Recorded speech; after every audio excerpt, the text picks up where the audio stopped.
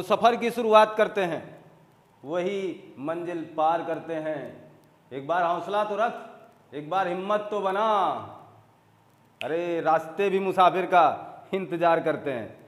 आप ये बात मान के चलें, ये जो रास्ते हैं, ये जो मंजिल है, ये सब आपके इंतज़ार में बैठे हुए हैं। कब आएंगे, कब होगा आपका दीदार, ऐसी उम्मीद तो मंजिल ने भी लगा रखी है। बस आपको हिम्मत बनाना है, हौसला बनाए रखना है। इसी विश्वास के साथ कि आपका हौसला ना टूटे, इसी विश्वास के साथ कि आपकी किस्मत आपसे ना रूठे, आइए स्वागत करते हैं आपका। एक महत्वपूर्ण लम्हे में जोड़ते हैं हम आपको। यादों की सीरीज, यादों की बारात लाए हैं आपके साथ प्राचीन भारत पार्ट 7 एपिसोड नंबर 7। उत्तर वैदिक काल के आगे लिखा देख पा रहे होंगे आप सेकेंड। इसका मतलब यह है कि ये उत्तर वैदिक काल संबंधी दूसरा एपिसोड है, जबकि प्राचीन भारत संबंधी 7वां एपिसोड है। क्रमबद्ध अध्ययन के लिए आप हमारे प्लेलिस्ट में जाइए, हिस्ट्री की प्लेलिस्ट उठाइए, उसके अंतर्गत आने वाले समस्त वीडियो को क्रमबद्ध तरीके से देखने का प्रयास करिए। दावा है, विश्वास है कि आपकी तैयारी बहुत ही बेहतर होगी। पूरा यकीनन मैं पुरजोर ताकत से कह सकता हूँ। तो आइए हंसते हुए मुस्कुराते हुए हम लोग अपने इतिहास के पन्नों को पलटने का प्रयास करें। आइए उन कुरेदे हुए जख्मों को देखें, आइए उन हंसते खेलते लम्हों को समझने का प्रयास करें जो बीत चुके हैं इतिहास में, जो कहीं हजार वर्षों की कहानी गुनगुना रहे हैं किताबों में। आइए उनको सिंचित करते हैं आपके साथ। सबसे पहली बात, उत्तर वैदिक काल के बारे में हम लोगों ने इसके ठीक पहले एक पूरा पृष्ठभूमि बना लिया है, देखना ना भूलिएगा। एपिसोड 1 इसका उत्तर वैदिक काल का पहला पार्ट यानी पार्ट 6 प्राचीन भारत का जरूर देखें।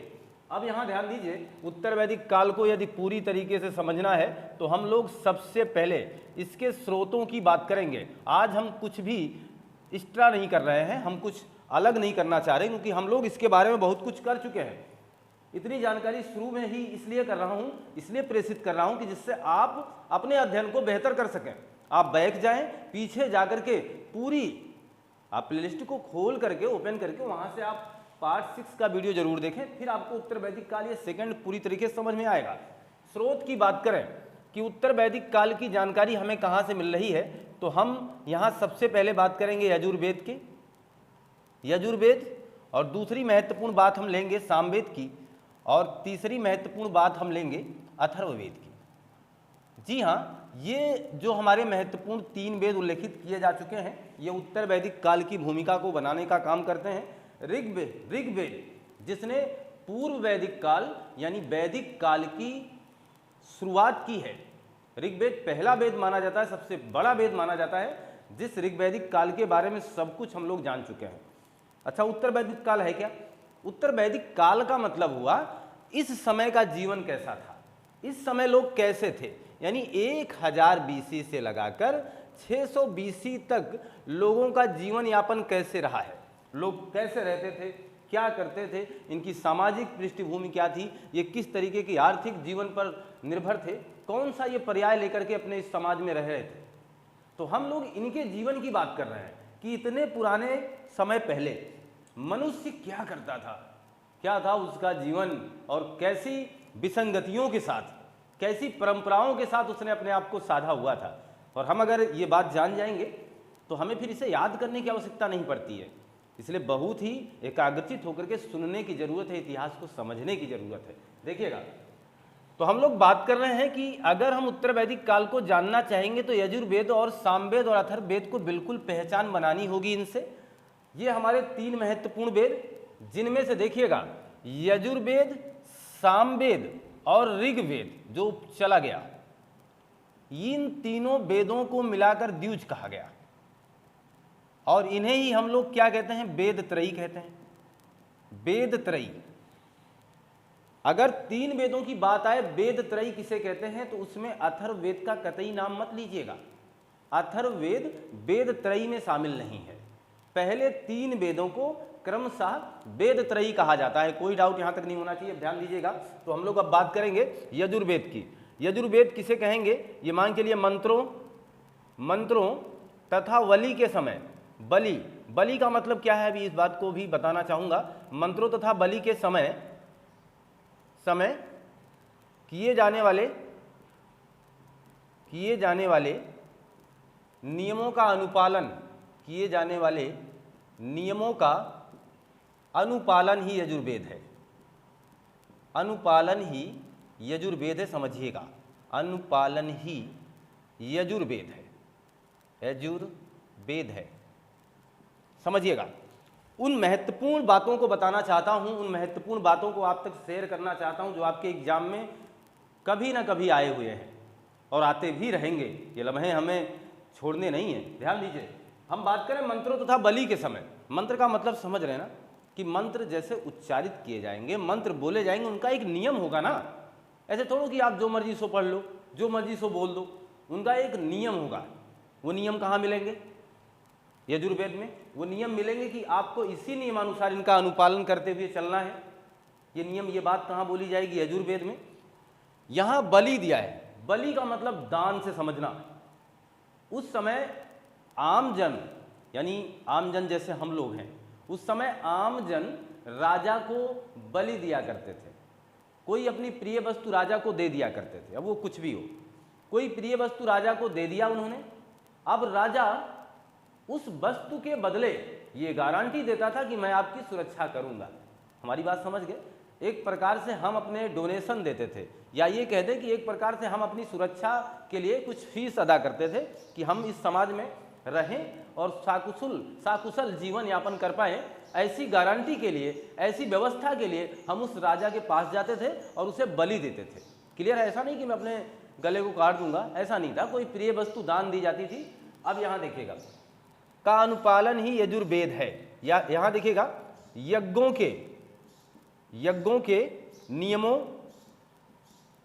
के नियमों तथा विधि विधानों का, यानी किस तरीके से उसका पालन होगा। यज्ञों के नियमों तथा विधि विधानों का वर्णन कहाँ मिलेगा? यजुर्वेद में। जो यज्ञ होते हैं, यज्ञ उस समय बहुत चरम पर था और यज्ञ इतने ज़्यादा रूप में कराना पड़ता था, इतने ज़्यादा पर्याय में होता था। यज्ञ की इतनी ज़्यादा भूमिका थी कि ब्राह्मण की ताकत बहुत ज़्यादा बढ़ चुकी थी। ये बात मान के चलें, उस समय की बात कर रहा हूँ। यज्ञ जितना ज़्यादा होगा ब्राह्मण ही संपन्न करवाएंगे, ये बात मान के चलें। और इस समय यज्ञ की बहुत बड़ी भूमिका थी। आज भी यज्ञ होते हैं, लेकिन इस समय बहुत ज़्यादा थे। यज्ञों के नियमों तथा विधि विधानों का, यानी यज्ञ किस नियम से, किस तौर तरीके से संपादित किए जाएंगे, किस तरीके से इसके रूप का निवारण किया जाएगा, क्या तरीका होगा। आइए सीखिए हमारे यजुर्वेद से, आइए जानिए हमारे यजुर्वेद की महत्वपूर्ण संकलन की गई रचनाओं से। यज्ञों के नियमों तथा विधि विधानों का वर्णन है इसमें यजुर्वेद में। इतिहासकारों ने खूब पूछा, हमारे एग्जामिनर महोदय ने बड़ी बात कर डाली, बहुत बार पूछा, कौन सा वेद ऐसा है जो गद्य और पद्य दोनों में लिखा गया? जो गद्य और पद्य दोनों में लिखा गया, गद्य पद्य दोनों में लिखा जाने वाला इकलौता एक वेद है। लिखा जाने वाला इकलौता वेद है ये। और जो महत्वपूर्ण बात यह है कि इसी के साथ याद रखिएगा, जो इसको पढ़ेंगे, इस वेद को पढ़ने वाले को क्या कहा जाएगा? अधर्वी। जो पाठ करता होंगे, पाठकर्ता किसके? यजुर्वेद के।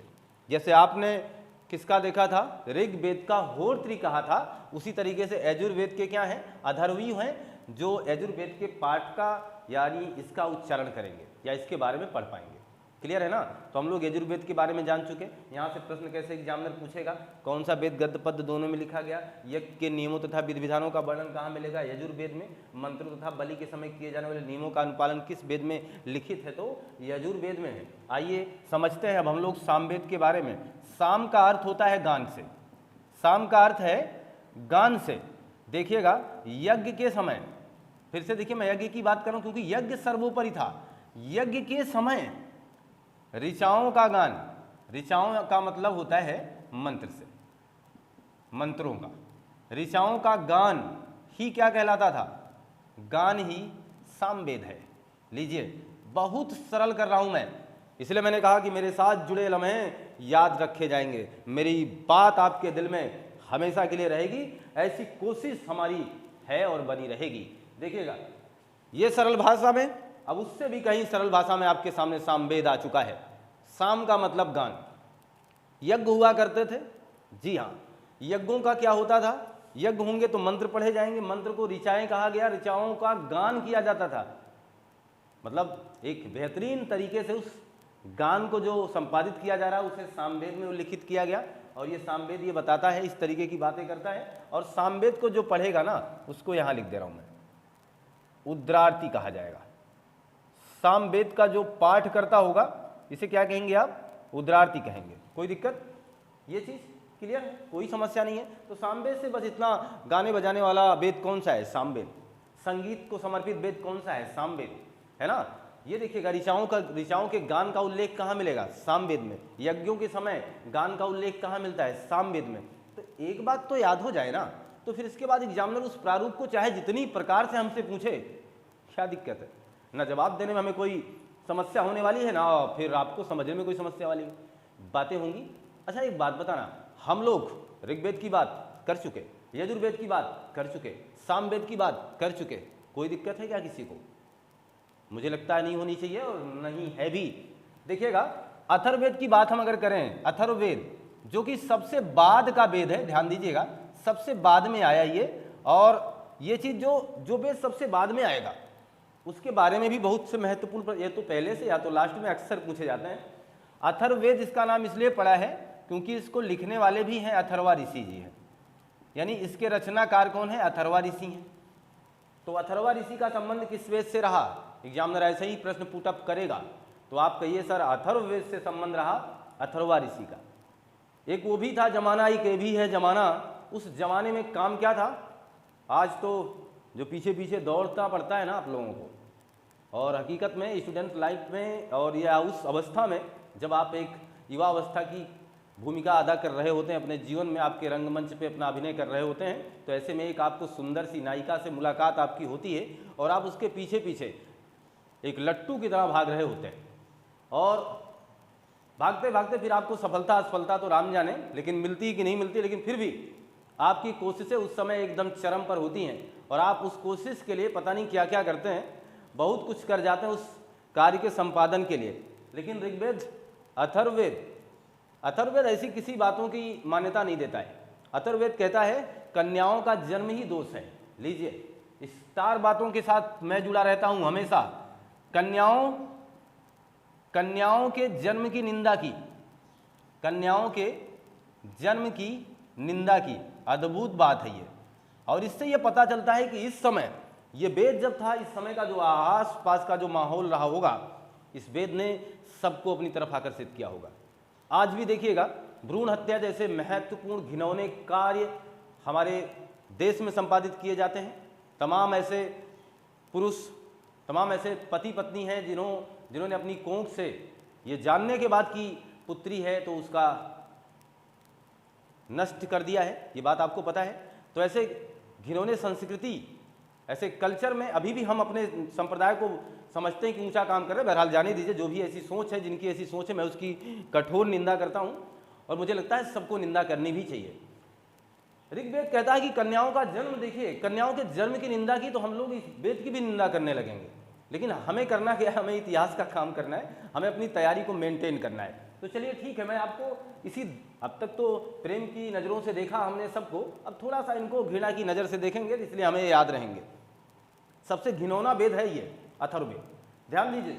इसने कन्याओं के जन्म की निंदा की, और आपके उस दौड़ भाग की जिंदगी को जो अभी हमने आपको समर्पित किया कि आप स्ट्रगल कर रहे होते हैं, भाग रहे होते हैं किसी के पीछे, इस प्रेम में इस तरीके से आप पागल हो चुके होते हैं, और आप उनके पीछे एक लट्टू की तरह दौड़ रहे होते हैं, बड़े रफ्तार बड़े वेग से। सफलता मिले ना मिले वो रब जाने, लेकिन आपकी कोशिश 100% होती है।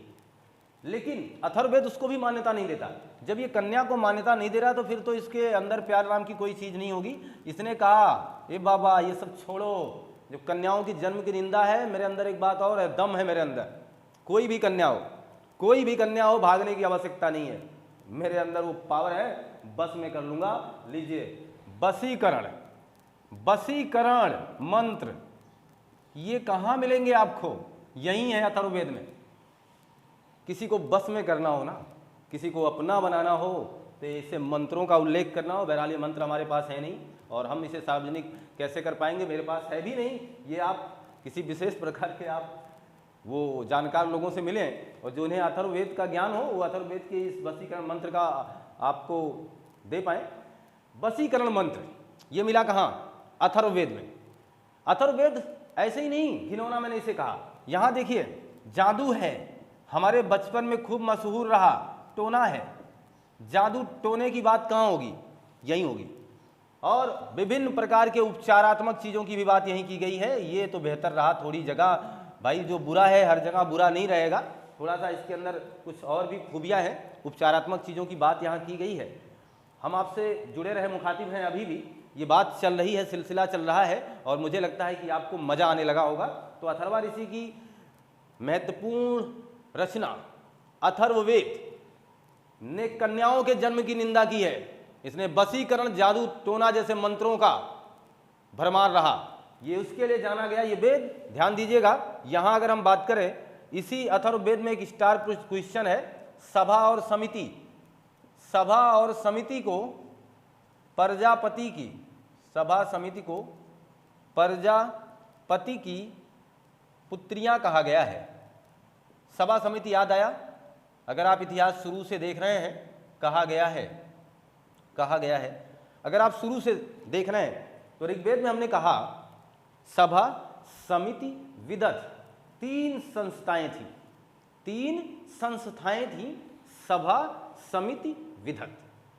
तो जो सभा समिति है अथर्ववेद ने उसे प्रजापति का पुत्री कहा है। समझ में आ रही बात? तो ऐसे हूबहू लाइन टू लाइन प्रश्न हमारे एग्जाम में आते रहे हैं, तो मैं इस 4 प्रश्नों की बात करता रहूंगा, आप इसका स्क्रीनशॉट लीजिए। ये मान के चलें कि आपने स्क्रीनशॉट ले लिया होगा। जहां हम स्रोतों की बात कर रहे थे, जहां हमने देखा कि यजुर्वेद, सामवेद और अथर्ववेद संबंधी स्रोत हमें उत्तर वैदिक काल की महत्वपूर्ण जानकारियों से अवगत कराएंगे। इसी स्रोतों के क्रम में आप ये मान के चलें, आपको ब्राह्मण ग्रंथ मिलेंगे, ब्राह्मण ग्रंथ, आपको उपनिषद मिलेंगे, आपको उपनिषद मिलेंगे और आपको आरण्यक मिलेंगे। ये जो चीज़ें हैं इनसे भी हमारे उत्तर वैदिक काल की महत्वपूर्ण अवधारणा पूरी तरीके से स्पष्ट होती है। इन्हीं स्रोतों को हम एक एक करके आगे पढ़ने वाले हैं। हम ध्यान देंगे कि स्रोत में जहां हम लोगों ने अभी देखा वेदों के बारे में, इसी स्रोत में ये मान के चलें लोहा मिला, तो लौह प्रौद्योगिकी की शुरुआत कब हुई? कि शुरुआत जब पूछा जाएगा तो आपका जवाब क्या होना चाहिए? उत्तर वैदिक काल। यहाँ लोहे की खोज हुई, कहाँ से हुई है बात हम कर चुके हैं, फिर भी बता रहे हैं। एटा अंतरजी खेड़ा नामक स्थान से पहली बार लोहे का साक्ष्य मिला। हमारी काली नदी जो कि भारत नेपाल की सीमा बनाती है, उस नदी के किनारे आपको पहली बार कुल्हाड़ी मिली थी। याद रखिएगा, इन सारी बातों पर हम चर्चा बना भी चुके हैं। इसके उत्तर वैदिक काल, इसलिए मैंने आपसे कहा पार्ट 1 जरूर देखें, वहाँ ऐसे महत्वपूर्ण प्रश्नों की चर्चा की जा चुकी है। लौह प्रौद्योगिकी की शुरुआत यहाँ हुई, कहाँ से? एटा। एटा कहाँ है? यूपी में। यूपी के कौन सा स्थान एटा का? अंतरजी खेड़ा नामक स्थान से सबसे पहले लोहे का साक्ष्य मिला है। इसी जगह से उत्तर वैदिक काल और ऋग वैदिक काल का अंतर स्पष्ट होता है और दोनों को अलग अलग कर दिया गया है। मैंने आपको ये बात बता रखा है पहले भी एपिसोड में। अब देखिएगा, लौह प्रौद्योगिकी की शुरुआत एटा यूपी अंतरजी खेड़ा से हुई। एक महत्वपूर्ण क्वेश्चन आपके स्क्रीन पर साझा कर रहा हूं। चित्रित धूसर, ये क्या है? चित्रित धूसर का प्रमाण कहाँ मिला? तो आप कहोगे सर उत्तर वैदिक काल में, लेकिन ये तो मेरे बस का नहीं रहा, समझ में नहीं आया। चित्रित धूसर का मतलब समझना, लोहे और तांबे के बने हुए बर्तन, लोहे और तांबे के बने हुए पात्र जिसमें चित्रकारी की गई थी, वो कहाँ है? उत्तर वैदिक काल में। इस बात को ध्यान दीजिएगा, लोहे और तांबे, यानी कुछ तो लोहे या कुछ लोहे और तांबे, ये बात ध्यान रखिएगा। इनसे बने हुए ये धूसर यानी ये बर्तन, ये पात्र अलग अलग चित्रकारियों के रूप में हमारे कहाँ आए हैं? उत्तर वैदिक काल में। हूबहू प्रश्न ये एग्जाम में पूछा जा चुका है। तो हम लोग ऐसे प्रश्नों से जुड़े हुए हैं, ऐसी क्रमबद्ध जानकारी को हासिल करना चाहते हैं जो हमारे एग्जाम में हमारे लिए बहुत ही महत्वपूर्ण हो। क्लियर है ना? अब देखिए, हम जहाँ इनके स्रोत की बात कर चुके हैं, अब हम इनका भौगोलिक विस्तार देखेंगे।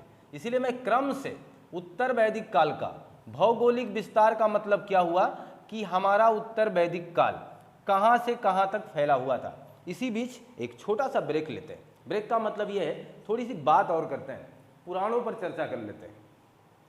देखना, वेदों को अच्छे ढंग से पढ़ने समझने के लिए, वेदों को अच्छे ढंग से, इसकी बात यहाँ कर दे रहे हैं, इसी स्रोत में ये बात आप जोड़ सकते हैं पॉइंट करके। वेद को यानी वेदों को अच्छे से समझने के लिए या पढ़ने के लिए, समझने के लिए 6 वेदांगों की रचना की गई है। 6 क्या बनाए गए हैं? वेदांग।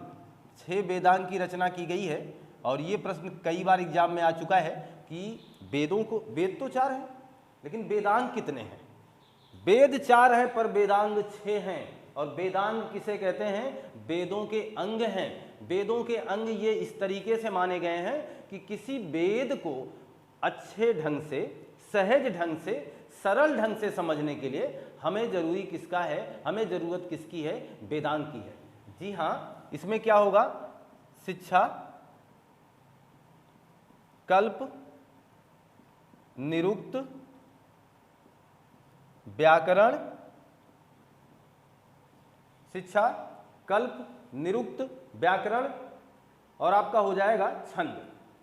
ये सारी बातें, शिक्षा, कल्प, निरुक्त, व्याकरण, और हमने लिखा नहीं, खैर यहाँ पे लिख सकते हैं आप, छंद लिख लीजिए और एक और आप लिख दीजिए ज्योतिष।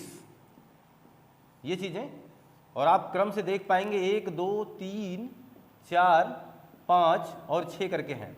तो शिक्षा, कल्प, निरुक्त, व्याकरण, छंद और ज्योतिष, ये हमारे 6 वेदांग हैं। वेदांगों की संख्या कितनी? 6। वेदों की संख्या कितनी? 4।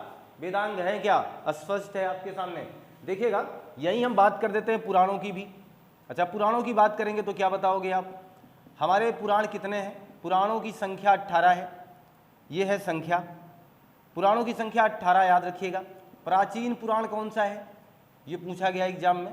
प्राचीन पुराण कौन सा है? मत्स्य पुराण। किसे कहेंगे? जहाँ पर कथाओं का ज्ञान मिलेगा, कहानियों का, कथाओं का ज्ञान, देवी देवताओं का ज्ञान, ये है पुराण। पुराणों में हमारे देवी देवताओं की कथाओं के विस्तृत वर्णन मिलता है, पुराणों से मिलता है। अगर हमें अपने इतिहास को बहुत अच्छे से जानना है तो पुराणों को समझना होगा। अगर हमारे इतिहास को बहुत अच्छे से समझना चाहते हैं तो पुराणों में लिखी हुई तमाम चीज़ों को आपको जानना जरूरी है। पुराणों की कथा, देखिए आप कथा सुनते हैं, वो सारी बातें पुराणों में हैं। पुराणों की संख्या 18। मत्स्य पुराण सबसे प्राचीन पुराण माना जाता है। मत्स्य पुराण को सबसे प्राचीन पुराण माना गया है। ध्यान दीजिएगा, पुराणों की रचना किसने की थी? रचनाकार तो कहा जाता है लोमहर्ष। लोमहर्ष या उनके पुत्र, किसके? इन्हीं के, लोमहर्ष या उनके पुत्र उग्रश्रवा। उग्रश्रवा ये है पुराणों के रचनाकार। पुराणों के रचनाकार हैं लोमहर्ष या उनके पुत्र उग्रश्रवा। ये सब हमारे उत्तर वैदिक काल की महत्वपूर्ण जानकारी को हम तक प्रेषित करते हैं। इसलिए हम लोग इन पर एक थोड़ी सी रूपरेखा बना चुके हैं और बहुत कुछ इनके बारे में जान भी चुके हैं। ये सारे प्रश्न आपके एग्जाम में पूछे जा चुके हैं, किसी भी प्रश्न को लाइकली नहीं लेना है, आगे समझते रहिएगा। अब हम बात करेंगे भौगोलिक विस्तार पर। भौगोलिक विस्तार का मतलब उत्तर वैदिक काल का जमाना, उत्तर वैदिक काल के लोग अपना आशियाना कहाँ से कहाँ तक पहुँचाए हुए थे और किस तरीके से अपने विस्तार को, इनकी विस्तार का मतलब जैसे आज हमारे भारत का विस्तार कितना है, कन्याकुमारी से लेकर के कहाँ तक है, आज हमारे भारत का पूर्वी सीमा क्या है और आप हमारे भारत की पश्चिमी सीमा क्या है, ये सब आपको भूगोल में पूरी तरीके से मिलने वाला है। बहरहाल ये जो सीमा है, ये जो विस्तार, यही हमारी सीमा है। और हम यहाँ मान के चले भौगोलिक विस्तार उस समय कितना था, तो भौगोलिक विस्तार, एक कहानी आपने, बात मैंने की भी थी, विधेयमानों की, विधेयमानों, जिसके मुख में आग की ज्वाला निकल रही थी। और ये विधेयमानों की जो कथा है, विधेयमानों की कथा, इसके बारे में हम बात कर चुके हैं, बार बार इसी बारे में बात क्यों किया जाएगा। विधेयमानों की जो कथा है, इसके अनुसार सदा नीरा यानी गंडक नदी तक, सदा नीरा यानी गंडक नदी तक इनका विस्तार हो चुका था। इससे ये बात सिद्ध होती है, इससे बात पता चलता है कि उत्तर वैदिक काल के लोग पंजाब से लगाकर, लीजिए देखिए कहाँ से चल रहे हैं, पंजाब से दिल्ली, दिल्ली से समझ लीजिए गंगा, यमुना, के दोआब में, के दोआब का मतलब उनके बीच की भूमि में, गंगा यमुना के बीच की भूमि में, यहां तक उत्तर वैदिक काल का विस्तार माना गया। तो भौगोलिक विस्तार, भौगोलिक सीमा की बात चल रही है, बातें रुकेंगी नहीं, ना थमने वाले हैं। देखिएगा अभी बहुत कुछ आना शेष है। हम बात अब करेंगे शतपथ ब्राह्मण की, इसीलिए मैंने कहा ब्राह्मण ग्रंथ भी आपको बहुत कुछ बताएंगे। लीजिए आगे, शतपथ ब्राह्मण एक ग्रंथ है, शतपथ ब्राह्मण। इसमें कहा गया है, किसका उल्लेख मिला है? रेवा। रेवा किसे कहते हैं? नर्मदा को। और इसमें किसका उल्लेख मिला है? आपकी सदानीरा का। सदानीरा यानी गंडक। मुझे जरा बताना मेरे प्यारे साथियों, मुझे जरा ये बात बताना कि अगर मैं अपने इतिहास में, अपने उत्तर वैदिक काल में किसी ऐसी पुस्तक में, आज के समय की बात कर रहा हूँ, किसी ऐसी जगह मैं कोई ऐसी चीज़ उल्लेखित करूँ, तो इसका मतलब वो तो आने वाले लोग ये जानेंगे ना कि इस समय ऐसी बात थी। अगर मैं लिखता हूँ कि मोबाइल डिजिटल ज़माना था, तो इसका मतलब आने वाले लोग समझेंगे ना कि अच्छा पहले इस तरीके से भी शिक्षा का आदान प्रदान हुआ करता था क्या। अब पहले तो गुरुकुल हुआ करते थे, देखना कहाँ से कहाँ पहुँच आए हैं हम लोग, कि आप कहाँ हैं और हम कहाँ हैं, फिर भी हमारी बातें आप तक पहुँच रही हैं। हम इनसे कितना आगे आ चुके हैं, और बहरहाल आगे आने के बाद हम क्या क्या गंवा चुके हैं और आप जाने। लेकिन इतनी बात हम जानिए कि हम लोग काफ़ी डेवलप किए हैं पिछले ज़माने के हिसाब से। आज टेक्नोलॉजी, आज हमारी शिक्षा, आज हमारा एजुकेशन इतना हाई हो चुका है कि हम लोग यहाँ देख रहे हैं, देखो एक दूसरे को यहाँ देख पा रहे हैं, और शायद आप हमें तो देख भी रहे हैं, लेकिन हम तो आपको इस तरीके से देख भी नहीं पा रहे हैं, फिर भी हमारी बातें आप तक पहुँच रही हैं। ये सबसे अद्भुत बात है। और आप ऐसी क्लास का आनंद ले, आप देश के किसी भी कोने में हो, फिर भी आपको पता चल रहा है। शतपथ ब्राह्मण में ध्यान देना, रेवा और सदानीरा नदी का उल्लेख मिला। इसका मतलब मैं दावे के साथ कहता हूं मेरे भैया, ये यहां भी पहुंचे और ये यहां भी पहुंचे। नर्मदा आपको मध्य प्रदेश में मिलेगी कि नहीं मिलेगी? मध्य प्रदेश की जीवन रेखा आपको मिलेगी वहां पर, नर्मदा।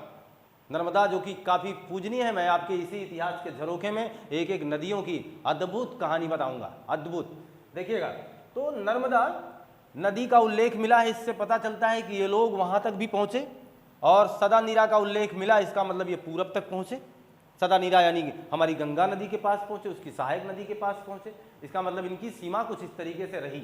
आगे देखिएगा, इन्हें कौशल की जानकारी थी। लीजिए, इन्हें कौशल की जानकारी थी, इन्हें विधेय की जानकारी थी, और इन्हें अंग की जानकारी थी। अंग का मतलब ये नहीं कि आपके शरीर का, ये इतने राज्य की जानकारी नहीं थी। इसका मतलब हुआ क्या? कौशल, विधेय, जैसे आप मगध की जानकारी तो इन्हें थी नहीं थी। आप इतिहास में आगे आएंगे तो कौशल मिलेगा राज्य, मगध मिलेगा राज्य, लेकिन मगध तो नहीं था। लेकिन देखना इन्हें किन की जानकारी थी, किन महत्वपूर्ण राज्यों की जानकारी थी? तो कौशल की, विदेह की, अंग राज्यों की इन्हें जानकारी थी। इस बात का भी उल्लेख आपके शतपथ ब्राह्मण में मिलता है। आपका शतपथ ब्राह्मण कहता है कि इन्हें रेवा की जानकारी थी, इन्हें गंडक की जानकारी थी, इन्हें कौशल की जानकारी थी, इन्हें विदेह की जानकारी थी, इन्हें अंग की जानकारी थी। साथ ही साथ इन्हें कुछ महत्वपूर्ण पर्वतों की भी जानकारी थी। कुछ महत्वपूर्ण पर्वतों की भी बात हुई है, जैसे क्रौच, जैसे मैनाक, जैसे चित्रकूद, जैसे महत्वपूर्ण पर्वतों का भी उल्लेख हमारे उत्तर वैदिक काल में मिला हुआ है। जी हाँ, प्रश्नों का जखीरा है आपके पास, प्रश्नों का तरीका है हमारे पास आपको देने का। ये बहुत ही महत्वपूर्ण समागम मैं कह सकता हूँ है। जरा रिवीजन करिएगा थोड़ा सा, देखिएगा हम लोग बात क्या कर रहे हैं, ये पहले सोच लो। हम बात ये कर रहे हैं कि हमें उत्तर वैदिक काल के महत्वपूर्ण स्रोत क्या मिलते हैं, कैसे जानेंगे हम इसके बारे में। तो हमने आपसे कहा कुछ वेद हैं, जैसे यजुर्वेद था, उसके बारे में जाना हम लोगों ने। सामवेद था, उसके बारे में जाना। अथर्ववेद था, उसके बारे में जाना। और हमने कहा कि कुछ ब्राह्मण ग्रंथ हैं और कुछ उपनिषद हैं, कुछ आरण्यक हैं, इनसे भी जानकारी मिलती है। तो इसी कड़ी में आपने देखा कि शतपथ ब्राह्मण से कुछ महत्वपूर्ण चीज़ों की जानकारी मिली कि अच्छा ये व्यक्ति, ये लोग रेवा को जानते थे, ये लोग सदानीरा को जानते थे, ये लोग कौशल को जानते थे, विदेह को जानते थे, अंग को जानते थे, ये चित्रकूट को भी जानते थे, ये मैनाक पर्वत को जानते थे, ये क्राच पर्वत को जानते थे। ये सब हिमालय के भाग हैं, इनकी जानकारी इन्हें थी। तो इससे पता चलता है कि उत्तर वैदिक काल के लोगों का भौगोलिक विस्तार कहाँ रहा होगा, यहाँ तक रहा होगा। ये हिमालय में भी रहे, ये गंगा यमुना की नदियों के बीच में भी रहे, वहाँ दोआब क्षेत्रों में भी रहे, ये पंजाब रहे, दिल्ली रहे, आज के ज़माने की बात हो रही कि उत्तर वैदिक काल के लोगों का विस्तार यहाँ तक रहा होगा। हमें वेदों को समझना है तो वेदांग जानना है, हमें अपनी कहानी को बहुत अच्छे से जानना है तो पुराण जानना है। ऐसे महत्वपूर्ण लम्हों से भी मैंने आपको जोड़े रखा, ऐसे महत्वपूर्ण प्रश्नों का एक कंटेंट, एक बंडल, एक समूचा ज्ञान आप तक प्रेषित कर रहा हूँ। आप इसका स्क्रीनशॉट लीजिएगा। मान चलें कि आपने स्क्रीनशॉट ले लिया होगा। अब हम बात करेंगे यहाँ की सामाजिक स्थिति की। जी हाँ, सामाजिक स्थिति इस समय उत्तर वैदिक काल में कैसी रही, अब हमारा दृष्टिकोण वहाँ जाएगा, सामाजिक स्थिति, और इससे बनने वाले तमाम प्रश्नों पर हम लोग चर्चा आप करेंगे। देखिएगा, अभी आप इन्हें प्रश्न ना समझें, अभी ऐसा ना सोचें कि हम एग्जाम में पार्टिसिपेट कर रहे हैं, अभी ऐसा सोचें कि हम एक कहानी सुन रहे हैं, अभी ऐसा सोचें कि हम आज के कई हजार वर्ष पहले की बात कर रहे हैं कि उस समय हमारा मानवीय जीवन कैसा था। जैसे हम लोग कभी कभार सोचते हैं ना कि हमारा बचपन कैसा था, उस समय ये माहौल कैसे थे, अच्छा ये चीज़ नहीं थी, अब ये चीज़ है, पहले के लोग ऐसे जीवन यापन करते थे। पहले हम गांव में पी पा पू की आवाज़ सुन करके उसके पीछे पीछे भागा करते थे, आज ऐसे दूर दूर तक आवाज़ें हमारे कान में आने को तरस गई है ना। ऐसी चीज़ों को सोचते हैं कि नहीं सोचते हैं? सोचते हैं, कभी कभार हम ऐसी बातों को सोचते हैं। देखिएगा, सामाजिक स्थिति कैसी रही। सबसे पहली बात, आधार तो समाज का रहा वर्ण व्यवस्था, यानी हमारे जो वर्ण व्यवस्था थी, वर्ण व्यवस्था इसी पर टिकी रही। आधार तो वर्ण व्यवस्था पर थी। वर्ण कितने थे? 4, आपके ब्राह्मण, क्षत्रिय, वैश्य, शूद्र। ये ध्यान दीजिएगा, आधार इसी पर बना रहा। किस पर?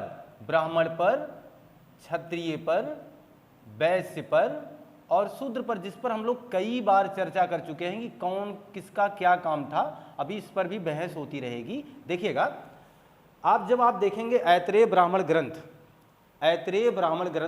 की जब बात होगी, वहां पर इन 4 वर्णों के कर्तव्यों की बात की गई है, इसीलिए हम लोग सीक्वेंस समझेंगे। देखिएगा, हम लोग बात क्या कर रहे हैं, उत्तर वैदिक काल के लोगों की सामाजिक स्थिति कैसी थी उस समय, यहाँ के लोग सामाजिक जीवन, ये इनका ढांचा कैसा रहा होगा, इस पर चर्चा है।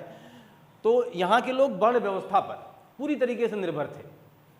ब्राह्मण, क्षत्रिय, वैश्य, शूद्र, ये इनकी सामाजिक स्थिति को दर्शाता है। इसके प्रमाण हैं, आप मिले हुए हैं। प्रमाण कहाँ है? ऐतरेय ब्राह्मण में। ये एक ग्रंथ है, ऐतरेय ब्राह्मण एक ग्रंथ है। इस ग्रंथ में, ऐतरेय ब्राह्मण ग्रंथ में, चारों वर्णों के, इन्हीं चारों वर्णों के, लिखिएगा, देखिएगा, ऐतरेय ब्राह्मण ग्रंथ में चारों वर्णों के कर्तव्यों की बात की गई है।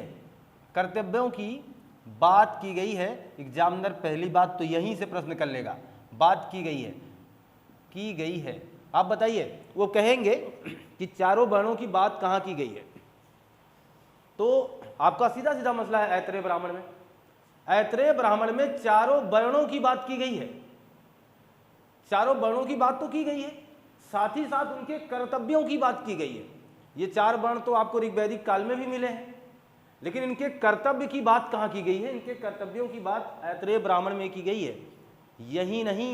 यही नहीं, देखिएगा, यहाँ बात की गई है कि केवल वैश्य कर चुकाएगा।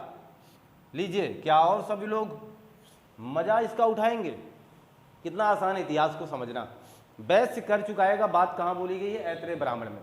चारों वर्णों का कर्तव्य भी आपके सामने एकदम अपने आप स्पष्ट होने वाला है। देखिएगा, वैश्य कर चुकाएगा, और इसी कर से किसे? ब्राह्मण को और क्षत्रिय का, ब्राह्मण और क्षत्रिय का जीवन चलेगा, जीवन संपादित होगा। इसका मतलब क्या हुआ? क्या ये इसीलिए आए थे? नहीं, समझना, सारी बातों को समझना। केवल इन चारों वर्णों में केवल वैश्य कर चुकाएगा, और उस कर का मजा ब्राह्मण और क्षत्रिय ले जाएगा। समझ रहे हैं? ये व्यवस्था ब्राह्मण और क्षत्रिय ले जाएंगे। एक तो कट गया है लीक से, वो कौन है? वो है शूद्र। देखिएगा, शूद्र जो है, इसका केवल काम था क्या? सेवा करना। सेवा किसका करेगा? उपरोक्त तीनों का शूद्र सेवा करेगा। और उस सेवा के बदले इसको भोजन मिला करेगा। समझ में आ रही बात ना? कितना आसान है इतिहास, समझना। देखिएगा, हम लोग बात कर रहे हैं कि यहाँ की सामाजिक व्यवस्था पूरी तरीके से वर्ण व्यवस्था पर आधारित थी।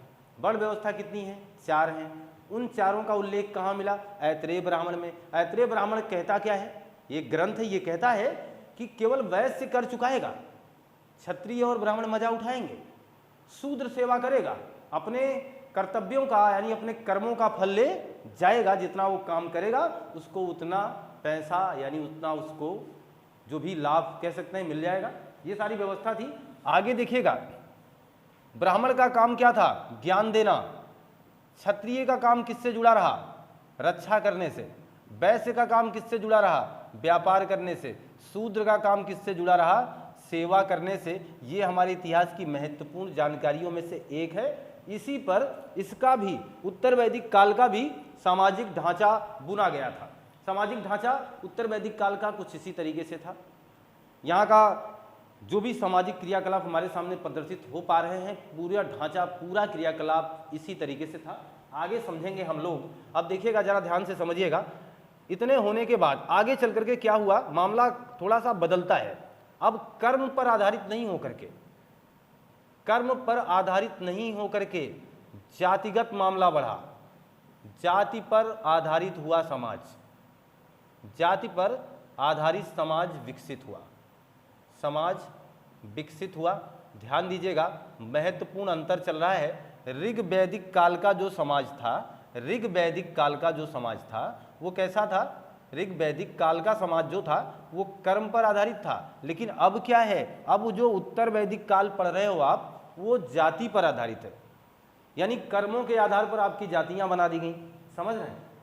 जैसे आपके काम थे उसी तरीके से आपको अलग अलग जातियों में बांटा गया, जिसका पूरा उदाहरण आज है। जैसा जिसने काम किया उसकी जाति वैसी बनी रही है। समझ गए हमारी बातें? तो अब जाति पर आधारित समाज विकसित हो चुका है। अब देखिएगा, व्यवसाय जो होगा, व्यवसाय अब इस तरीके से नहीं रहेगा, व्यवसाय आनुवांशिक हो जाएगा। क्यों? क्योंकि जाति बन चुकी है ना। देखिए, अब तो पक्की बात है, मेरे पापा ने दुकान खोली है किराने की, व्यवसाय मैं भी करूंगा किराने की। ज्यादातर लोगों के साथ ऐसा है कि नहीं है? व्यवसाय आनुवांशिक हो जाएगा। आप समझिए, आजकल सर्विस को छोड़ दिया जाए, इस क्षेत्र को छोड़ दिया जाए जिस क्षेत्र में आप तैयारी कर रहे हैं, इस क्षेत्र को छोड़कर ज्यादातर लोग अपने पिता के कर कदमों पर चलने का प्रयास करते हैं कि नहीं करते?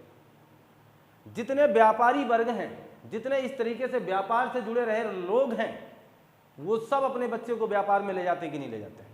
ले जाते हैं ना। बड़े से बड़े लोगों को देख लीजिए, बड़े से बड़े उद्योगपतियों को देख लीजिए, इस छोटी सी नौकरी को वो करने नहीं आते हैं। बड़े से बड़े उद्योगपतियों को देखिए, उनका बच्चा भी करोड़ों का हेर फेर करता है। इसका मतलब हुआ कि वह भी लगातार व्यापार से ही अपने आप को जोड़ने का काम करते हैं, बड़े बड़े व्यापार को संपादित करने के लिए अपने क्रियाकलाप को जोड़ते हैं। कुछ इसी तरीके से था। ऐसा क्यों है? ऐसा इसलिए है क्योंकि कर्म पर आधारित समाज ऋग वैदिक काल में मिला। उत्तर वैदिक काल का जब विभाजन हुआ, वहां से देखा गया कि हमारे कर्म जैसे थे, हमें वैसी वैसी जातियां दे दी गई, वैसी वैसी जातियां मिल गई। जब हमारी जातियां अलग अलग हो गई तो हमारे काम भी अलग अलग हो गए। इसीलिए हमारा व्यवसाय अब कैसा हो गया है? आनुवांशिक हो गया है कि जैसा पापा करेंगे वैसा बेटा भी करेगा। जी हाँ, इतनी बातें क्लियर है। देखिएगा, तो हम लोग जुड़े हैं बहुत ही महत्वपूर्ण सिलसिले से। आगे देखिएगा, यज्ञ का महत्व बढ़ा है, यज्ञ का महत्व बढ़ गया यहाँ पे। और जब यज्ञ का महत्व बढ़ेगा तो पक्की बात जानिएगा, शक्ति किसकी बढ़ेगी? ब्राह्मण की शक्ति में वृद्धि हुई है।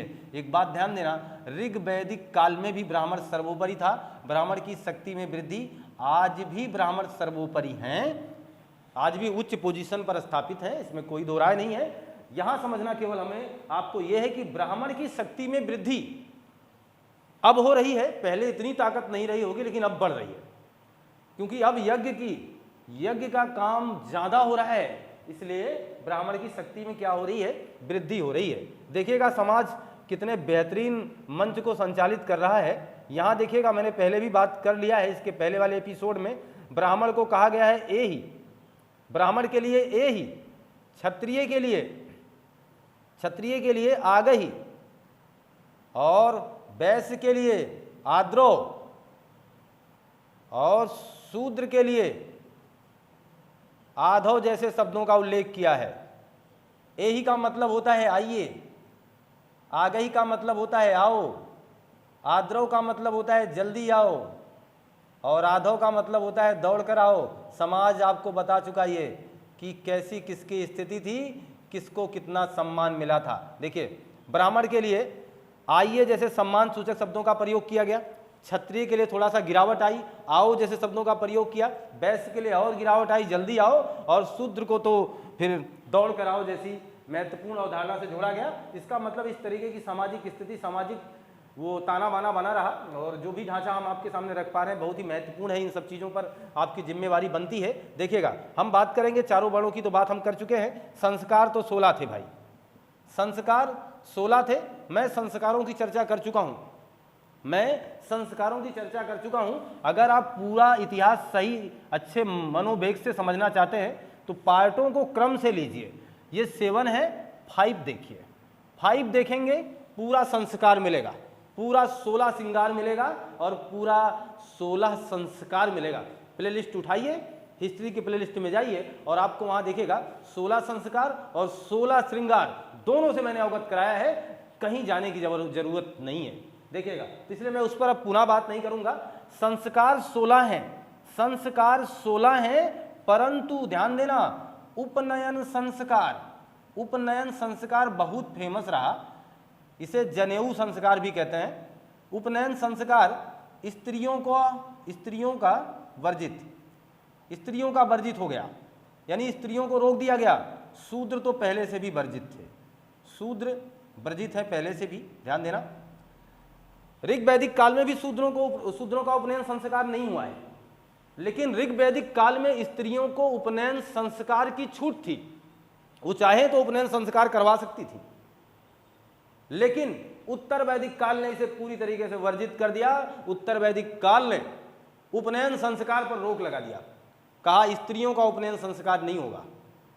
इससे पता चलता है कि स्त्रियों की दशा थोड़ी गिरी। ध्यान देना, ऋग वैदिक काल में जहां ब्राह्मण की स्थिति सर्वोच्च थी, मेरे प्रश्नों पर ध्यान दीजिएगा, ब्राह्मण की स्थिति सर्वोच्च थी, ब्राह्मण की शक्ति उत्तर वैदिक काल में बढ़ी है। आगे समझिएगा, ऋग वैदिक काल में जहां स्त्रियों की दशा उच्च थी, वहीं अब उत्तर वैदिक काल में स्त्रियों की दशा में थोड़ी गिरावट आई है। यह मामला समझिएगा। लोपा घोषा सुक्ता जैसी, मैत्रेयी जैसी महत्वपूर्ण विदुषी स्त्रियों का नाम हमने लिया था ऋग्वेद में, यहां भी नाम लेंगे, यहां भी नाम लेंगे, गार्गी का यहां भी नाम लेंगे, गृहीता का यहां भी लेंगे, गंधर्वी का, यहां भी स्त्रियां हैं, यहां भी महत्वपूर्ण विदुषी स्त्रियां हैं। परंतु मैं बार बार बोल रहा हूं कि क्या हुआ, स्त्रियों को वर्जित किया गया, इसका मतलब स्त्रियों के सम्मान में गिरावट आई, स्त्रियों की दशा में गिरावट, स्त्रियों की दशा में गिरावट आई, कमी आई, इन्हें पैतृक संपत्ति से बेदखल कर दिया गया। आज है कि नहीं है, पैतृक संपत्ति से बेदखल कर दिया गया कि आपका पैतृक संपत्ति पर कोई अधिकार नहीं होगा सिवाय पुत्र के।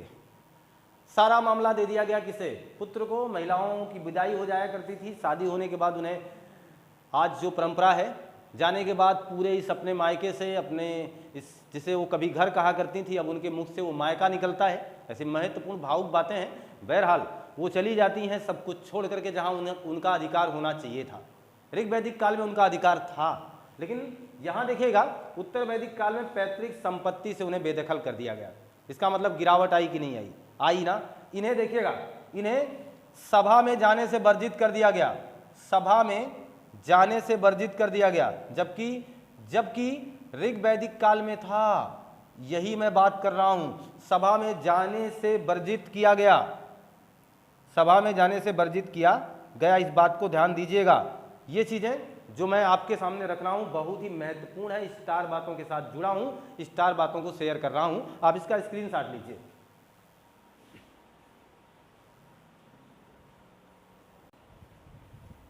ये मान के लें कि आपने स्क्रीनशॉट ले लिया है। देखिएगा जरा, मैंने इस चीज को अभी भी आपके सामने रखने का प्रयास किया है। स्त्रियों की दशा में गिरावट आई है। कैसे पता चला? उपनयन संस्कार रोक दिया गया बेचारियों का कि अब आपका उपनयन संस्कार नहीं होगा, आपको पैतृक संपत्ति से बेदखल कर दिया गया, आपको सभा में जाने से वर्जित कर दिया गया। इसका मतलब ये मामला बहुत बिगड़ गया। अब इससे पता चल रहा है कि ऋग वैदिक काल में स्त्रियों की दशा इससे कहीं ज़्यादा अच्छी थी। तो इसीलिए एक जामनर महोदय यहाँ से प्रश्न बनाएंगे बनाएंगे बनाएंगे। हमारी बातों को समझ रहे हैं? देखिएगा, हम बात कर रहे थे अभी, ये चीज़ें ध्यान देना, हर जगह ऐसा नहीं है। मेरे कहने का तात्पर्य ये कि स्त्रियों की दशा में गिरावट आई जरूर है, लेकिन ऐसा भी नहीं है कि स्त्रियों को एकदम निगलेक्ट कर दिया गया है समाज से, ऐसा नहीं है। देखिएगा, शतपथ ब्राह्मण में गार्गी का अभी मैंने पहले भी बात किया, गंधर्वी का, गार्गी, गंधर्वी और गृहीता देववती जैसी विदुषी स्त्रियों का उल्लेख मिलता है। विदुषी स्त्रियों का उल्लेख है। इसका मतलब ऐसा नहीं कि मतलब एकदम दयनीय स्थिति पहुंच गई। इन्हें पढ़ने का अधिकार था, इन्हें पढ़ना था, इन्हें अन्य संस्कारों से नवाजा गया, इन्हें पढ़ने की अधिकार दिए गए कि आप पढ़ाई करिएगा। तो इसी से तो पता चलता है कि ये लोग अगर पढ़ते ना होते तो फिर ये विदुषी कैसे होते, विद्वान कैसे होते। जैसे ऋग्वेद में आपको लोपा मिली थी, घोषा मिली थी, सुकीता मिली थी, है ना, और मैत्रेयी मिली थी। तो ये जो विदुषी स्त्रियां आपको ऋग्वेद में मिली थी, ठीक इसी तरीके से आपको उत्तर वैदिक काल में भी शतपथ ब्राह्मण ग्रंथ में उल्लेखित हैं, इन स्त्रियों का नाम है। इससे पता चलता है कि समाज की स्थिति भले ही इतनी दयनीय रही हो, भले ही गिर गई रही हो, परंतु ये बात मान के चलें, ये बात आपको माननी पड़ेगी कि इतनी भी ज़्यादा नहीं गिरी थी कि जितना हम सोच सकें। देखिएगा, ये तो गिरावट आई है, लेकिन फिर भी सम्मान था। आप सम्मान को कमा सकते थे, सम्मान आज भी पा सकते हैं, कल भी पा सकते थे। ऐसी बातों से मैं जोड़े रखा हूँ, आगे समझिएगा। अब हम बात करेंगे कुछ महत्वपूर्ण बातों को, और जैसे 16 संस्कार की बात तो हो गई। 16 संस्कारों की बात मैं पहले भी कर चुका, मैंने आपसे बात भी किया। और देखिएगा, एक है ज्वालोपनिषद। एक उपनिषद है जिसका नाम है ज्वालोपनिषद, ठीक। इसमें 4 आश्रम की बात की गई है। 4 आश्रम की सबसे पहले बात कहाँ की गई, तो ध्यान देना, इसी में, इसलिए मैं इसको अलग अलग करके दे रहा हूँ। शतपथ ब्राह्मण में इसे याद रखना, ज्वालोपनिषद में इसे याद रखना। 4 आश्रम कौन कौन से? एक तो ब्रह्मचर्य था, ब्रह्मचर्य, दूसरा गृहस्थ था, तीसरा वानप्रस्थ था, और चौथा आपका कौन सा आश्रम है? सन्यास का। ये लीजिए, ये जो क्रम है इसका उल्लेख कहाँ मिला है आपको? ज्वालोपनिषद में मिला है। यानी चारों आश्रम का वर्णन हमें कहाँ मिलता है? ज्वालोपनिषद मिलता है। और किस काल में मिलता है? तो उत्तर वैदिक काल में मिलता है। कोई दिक्कत नहीं ना। हम लोगों ने देखा था ऋग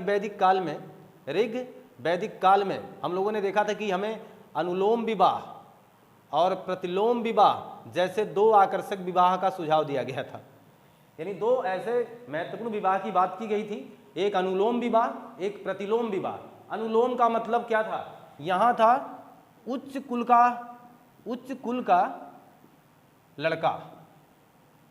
का लड़का और निम्न कुल की लड़की। आकर्षक था, हाईलाइटेड विवाह था, ये कह सकते हैं। और ये बहुत ही चर्चित विवाह माना जाता था। यानी एक उच्च वर्ण का लड़का हो, उच्च कुल का लड़का हो, और निम्न वर्ण की लड़की से शादी करेगा तो आकर्षक होगा। अपने वर्ण में तो शादी होती रही होगी, लेकिन वो उतना ज़्यादा आकर्षक नहीं होगा। तो उच्च कुल का लड़का निम्न कुल की लड़की से शादी करता था, इसे अनुलोम विवाह कहते थे। और प्रतिलोम विवाह किसे कहते हैं? उच्च कुल की लड़की होनी चाहिए। फिर उच्च कुल की लड़की का विवाह जब निम्न कुल के लड़के से होगा, उच्च कुल की लड़की का विवाह जब निम्न कुल के लड़के से होगा, तो हम इसे प्रतिलोम विवाह बोलेंगे। नो डाउट, क्लियर है ना। लेकिन देखिएगा, उत्तर वैदिक काल विवाहों के सिलसिले को यहीं रोकता नहीं है। उत्तर वैदिक काल में विवाह आते हैं मनुस्मृति के